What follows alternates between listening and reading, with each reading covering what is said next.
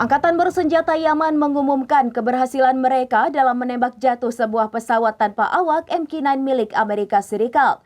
Insiden ini dilaporkan terjadi di wilayah Al-Jauf pada hari Rabu 9 April 2025. Angkatan bersenjata Yaman mengumumkan keberhasilan mereka dalam menembak jatuh sebuah pesawat tanpa awak MQ-9 milik Amerika Serikat. Insiden ini dilaporkan terjadi di wilayah Al-Jauf pada hari Rabu 9 April 2025. Berdasarkan informasi yang dihimpun dari media militer Yaman yang dirilis pada 9 April, mereka bahkan mengklaim telah menghancurkan total 22 unit drone MQ-9 yang mereka sebut sebagai milik sekutu Israel.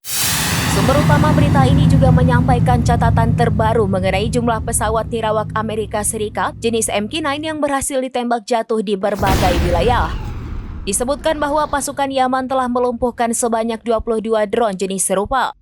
Dari total tersebut, 18 diantaranya diklaim ditembak jatuh selama operasi militer yang mereka lancarkan sebagai bentuk dukungan terhadap Gaza yang mereka namakan kampanye penaklukan yang dijanjikan dan jihad suci.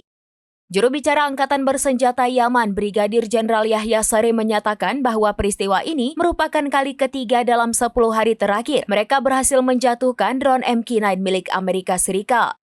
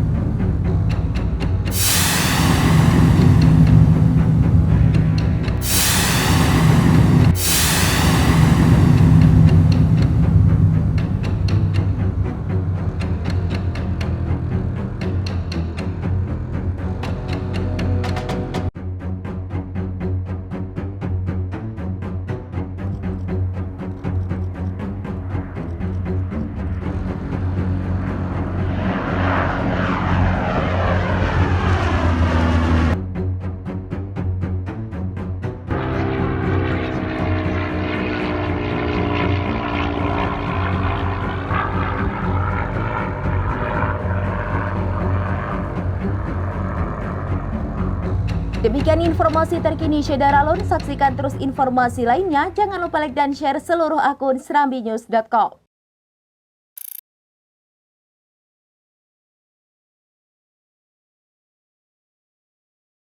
Download Tribun X sekarang. Menghadirkan lokal menjadi Indonesia.